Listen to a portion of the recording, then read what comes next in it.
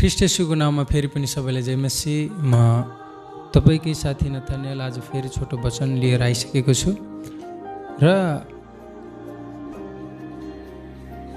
यिर्मिया 23:18 यसरी लेखेको छ, को परम परमेश्वरको सभामा उहाँलाई सुन्न र बुझ्न भनी आएको छ भन्छ बाइबलले। मेरो मण्डली परिवार, तपाईँ र म विशेष हार्नुको कारण चाहिँ प्रभुले हाम्रो प्रार्थना नसुन्नु होइन, किनभने प्रभुले हाम्रो हृदयको विचार पनि सुन्नुहुन्छ, तर प्रभुलाई हामी सुन्दैनौँ। मण्डलीमा आउनुभयो तपाईँ, धेरै व्यक्तिहरू मण्डलीमा आउँछन्, धेरै व्यक्तिहरू प्रार्थना गर्छन्, प्रार्थना गर्छौँ, परमेश्वरले हामीलाई सुन्नुहुन्छ, तर परमेश्वरले हामीलाई सुन्ने, हामीले परमेश्वरले सुन्ने बेलामा चाहिँ हामी त्यहाँबाट निस्किन्छौँ। त्यही भएर एउटा धर्मशास्त्रको वचन पढ्दै गर्दाखेरि मैले आशिष पाएर मलाई आशा छ यो वचनबाट तपाईँ पनि आशिष पाउनुहुन्छ। शमूएलको पुस्तक 3 अध्यायमा जब शमूएलले परमेश्वरलाई बोलाउनु भयो, बाइबलले भन्छ परमेश्वरले शमूएल शमूएल शमूएल भन्नुभयो, अनि शमूएलले भने म यहीँ छु। अनि त्यसपछि उनले सोचे सायद मलाई एलीले बोलाए, अनि गएर एलीलाई भने के तपाईँले मलाई बोलाउनु भयो? एलीले भने मैले तँलाई बोलाइन, जा गएर सुत। फेरि तिनी गएर आफ्नो कोठामा ढल्केर सुत्दै गर्दा फेरि आवाज आयो, शमूएल शमूएल शमूएल। अनि फेरि उनले भने म यहीँ छु। अनि फेरि त्यसपछि गएर एलीलाई भने कि के तपाईँले मलाई बोलाउनु भयो? उनले भने नै, मैले तँलाई बोलाइन, जा गएर सुत। तेस्रो पटक फेरि परमेश्वरको आवाज आयो, शमूएल शमूएल शमूएल।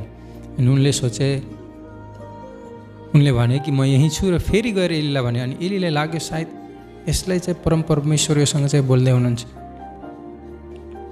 योसँग चाहिँ साँच्चै परम परमेश्वर बोल्दै हुनुहुन्छ भनेर भनिसकेपछि उनले भने अब यदि फेरि त्यो आवाज आयो, फेरि परम परमेश्वरले तिमीलाई बोलाउनु भयो भने भन्नु, तपाईँको दास सुन्दैछ।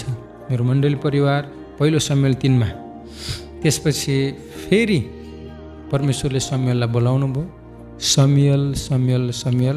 हामी हेर्छौँ 3:9 अनि जसरी फेरि परमेश्वरले शमूएललाई 3 पटक बोलाइसकेपछि शमूएलले जवाब दिए, भन्नुहोस् तपाईँको दास सुन्दैछ। त्यसपछि बल्ल परमेश्वर बोल्नुभयो।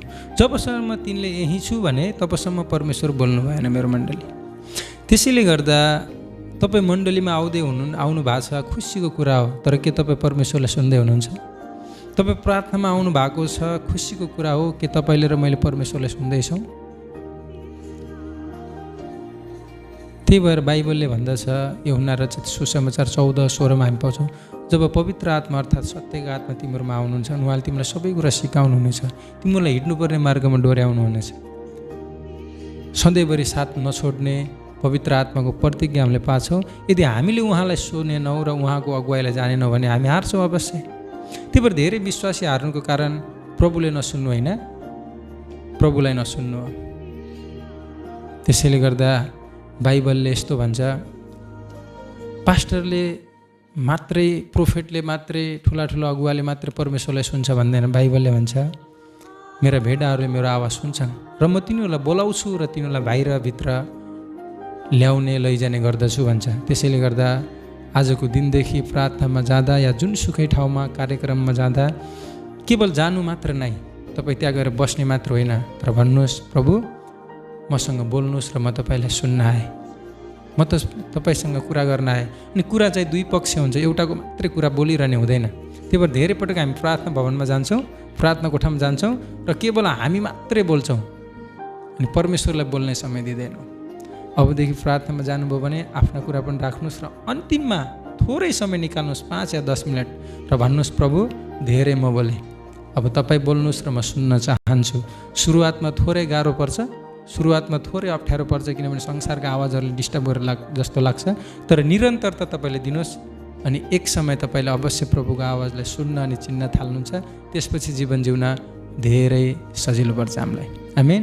हुन्छ, मलाई आशा छ पहिलो शमूएल 3 अध्यायलाई तपाईँहरूले पढ्नुहोला, एकदमै आशिषित वचन छ र मलाई आशा छ तपाईँहरू पनि आशिषित हुनुभएको छ। हुन्छ, सबैलाई फेरि पनि ख्रीष्ट येशूको नाममा जय मसीह। मलाई लाइक गर्नुहोस्, फलो गर्नुहोस् र आफूलाई मन परेको कुरा तपाईँ आशिषित हुनुहुन्छ भने कमेन्ट पनि छोड्नु होला। सबैलाई जय मसीह। तपाईँकै साथी नथानियल तपाईँहरूको बिचमा।